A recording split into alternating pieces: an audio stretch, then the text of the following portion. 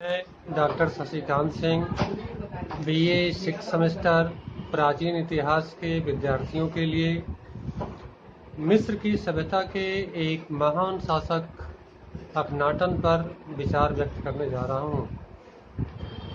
अब जैसा कि आप जानते हैं, अखनाटन मिस्र की सभ्यता में 14वीं शताब्दी ईसा पूर्व में एक शासक के रूप में प्रतिष्ठित हुआ।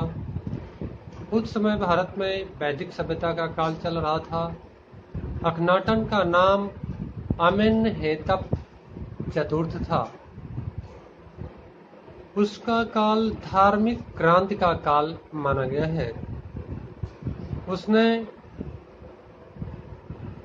सौर देवता रे के ही एक प्रतीक के रूप में एटन की कल्पना की और उन्हीं के नाम से एक नए धर्म को प्रतिष्ठित किया। तो एटन के कारण ही उसने अपना नाम अखनाटन रख लिया और अपनी राजधानी का नाम अख्टाटन रखा।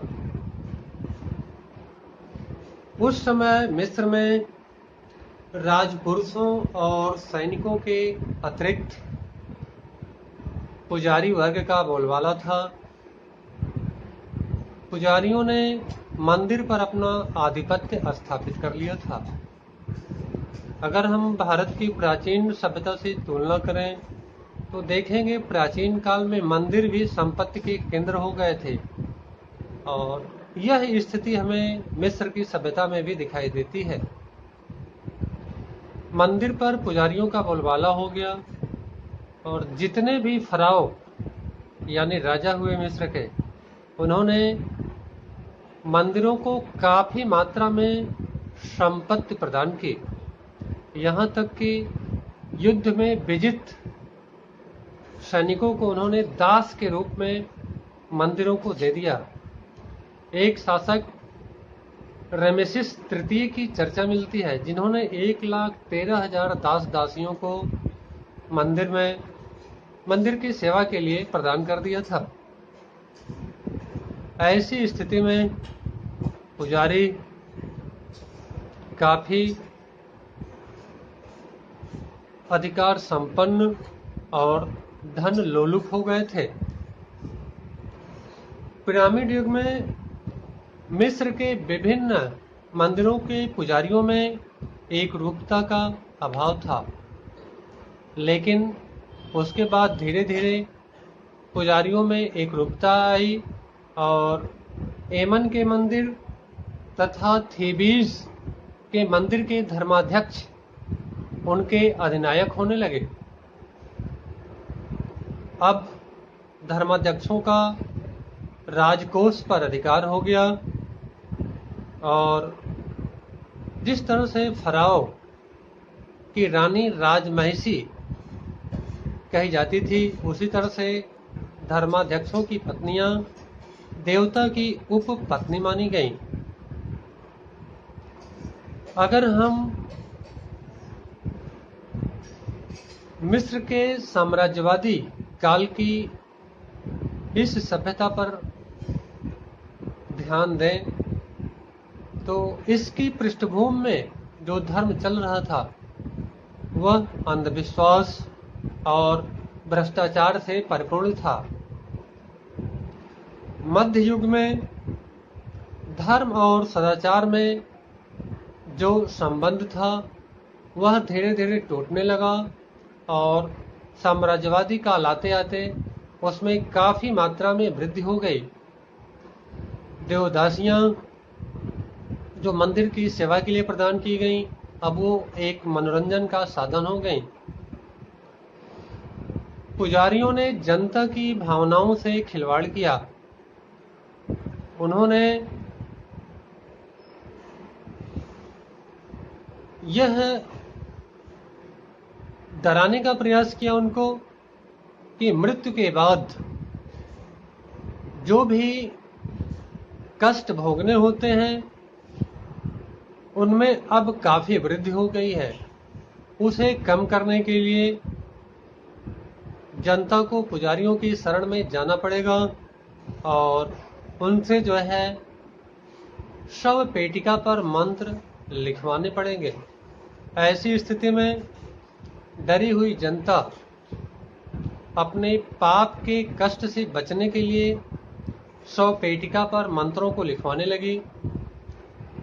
कुछ और आगे हम बढ़ते हैं काल के संदर्भ में, तो देखते हैं कि अब यह मंत्र पेपायरस पत्रों पर लिखा जाने लगा और इसे शव पेटिका के अंदर रखा जाने लगा तथा इसे मृतकों की निर्देश पुस्तिका कहा गया।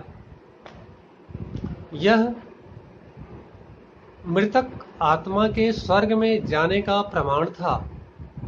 तो इस तरह से पुजारी अब पाप मोचक प्रमाण पत्र प्रस्तुत करने लगे।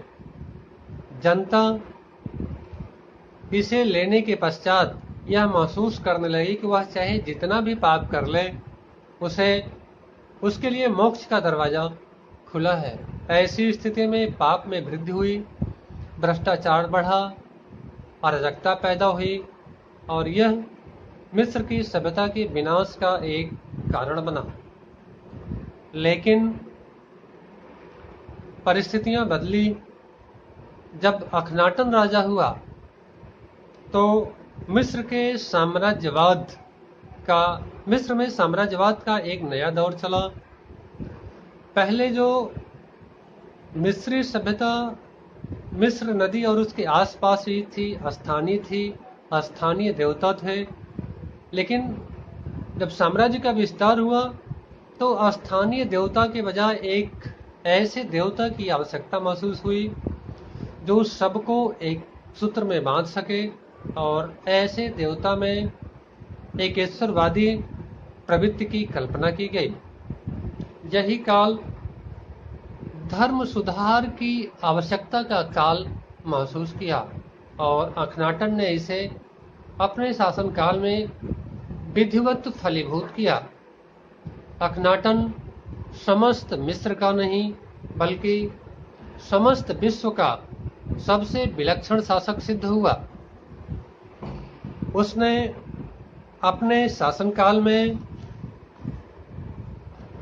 मिस्र में पहले से व्याप्त सामाजिक और धार्मिक अंधविश्वासों को तोड़ने का प्रयास किया और उसके स्थान पर एक आदर्शवादी धर्म की कल्पना की।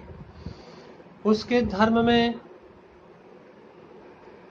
अंधविश्वास के लिए कोई जगह नहीं थी। उसके धर्म में सत्य और अहिंसा का सिद्धांत प्रतिष्ठित था। उसका धर्म एक निराकार धर्म था। इसी कारण हम यह देखते हैं कि अखनाटन की तुलना काव्य शैली के लिए शैली, सुकुमारता के लिए क्लियोपाट्रा, दार्शनिक विचारों के लिए कांट, कर्मठता के लिए सिकंदर और धार्मिक आदर्शवाद के लिए अशोक से की जाती है। अखनाटन ने एटन के रूप में एक ऐसे देवता की कल्पना की जो सूर्य का ही एक प्रतिष्ठित रूप था। सूर्य की किरणों को ही उन्होंने जो है एटन के रूप में प्रतिष्ठित किया और यह कहा कि बिना इसके जो है जीवन संभव नहीं है। इस प्रकार अखनाटन ने एटन को सृष्टिकर्ता के रूप में, सृष्टि के पोषक के रूप में प्रतिष्ठित किया। उसने अखनाटन की मूर्तियां नहीं बनवाई, बिल्कुल जो है निराकार रूप में उनको प्रतिष्ठित किया। केवल सूर्य चक्र के रूप में उनकी पूजा की गई और यह पूजा सूर्योदय और सूर्यास्त के समय की गई। अखनाटन के धर्म में न पुरोहितवाद था, न मंत्र था और न कर्मकांड था। केवल भक्त की भावना से हम जो है उस धर्म की आराधना कर सकते हैं। अखनाटन का परलोकवाद जो था उसमें केवल स्वर्ग की कल्पना की गई थी, नरक के लिए कोई जगह नहीं थी। उसने यह कहा कि मृतक आत्मा या तो स्वर्ग में निवास करती है या अपने जीवन काल में जो स्थान उसको पवित्र होते हैं उसी स्थान पर वह कुछ काल तक भटकती रहती है, जैसे या तो पक्षियों के कलरव का स्थान, या तो बाग बगीचों का स्थान, या संगीत नृत्य की जगह। उसने परलोक के कष्ट के रूप में एटन की कोई कल्पना नहीं की। अखनाटन प्रारंभ में धार्मिक सहिष्णुता का परिचय दिया और उसने अपने नए धर्म को सहिष्णुता के आधार पर आगे बढ़ाने का प्रयास किया तथा थीबीस का नाम उन्होंने परिवर्तित करके एटन की प्रभा का नगर जो है कहा तथा एटन के लिए उसने एक प्रसिद्ध मंदिर बनवाया जिसे एटन महान की प्रभा कहा। लेकिन अखनाटन के धर्म को वहां के परंपरागत पुराने पुजारियों ने उसका विरोध किया। अखनाटन ने अब यह समझा कि उसका नया धर्म बिना पुजारियों को बलपूर्वक दबाए आगे नहीं बढ़ सकता, अतः उसने पुराने मंदिरों को बंद कर दिया, पुजारियों को निकाल दिया और साम्राज्य में जगह जगह स्मारिकाओं पर जो देवताओं के नाम लिखवाए थे उसको उन्होंने मिटवा दिया। लेकिन हम यह देखते हैं कि अखनाटन के बाद जब उसका दामाद वहां का राजा हुआ जिसका नाम तूतेन खामेन मिलता है, तो उसने अखनाटन के धर्म को बंद कर दिया और पुनः उसी पुराने धर्म को प्रतिष्ठित किया, पुजारियों के अधिकार को लौटा दिया, उनकी संपत्ति उन्हें वापस कर दी। ऐसी स्थिति में इन पुजारियों ने अखनाटन को उसे घोरतम अपराधी और देवताओं का शत्रु घोषित किया। अपने शासनकाल में अखनाटन पूरी तरह से एक नए धर्म को स्थापित करने में सफल रहा, लेकिन अखनाटन के बाद उसका धर्म उसी के साथ समाप्त हो गया। अगर हम अखनाटन के इस कार्य का मूल्यांकन करें तो हम यह पाते हैं कि उसने सामाजिक और धार्मिक बंधनों को तोड़कर जिस धर्म की स्थापना की वह आडंबर रहित और एकेश्वरवाद पर प्रतिष्ठित था।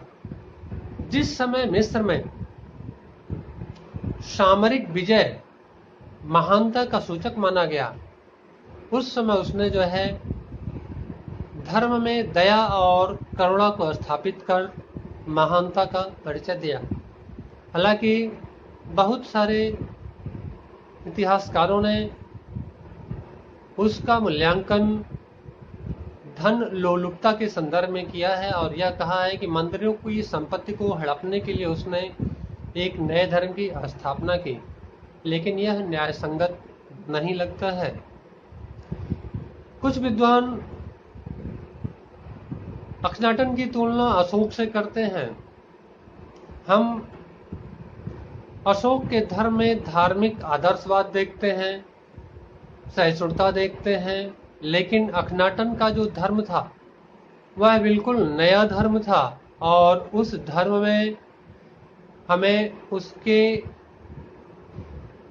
प्रयोग करने में, जनता में फैलाने में असहिष्णुता दिखाई देती है, हिंसा की प्रवृत्ति दिखाई देती है, क्योंकि उसने बर्बरतापूर्वक इस नए धर्म को आरोपित किया, जबकि अशोक ने सहिष्णुता का परिचय देते हुए एक पुराने धर्म बौद्ध धर्म को प्रतिष्ठित किया। तो इस तरह से अशोक का अपना काल था और धर्म प्रचार का उसका अपना तरीका था और अखनाटन ने अपने नए धर्म का प्रचार अपने नए देश काल और परिस्थितियों के हिसाब से किया। फिर भी अखनाटन अपने काल का एक महान और आदर्शवादी शासक माना गया है। बहुत बहुत धन्यवाद।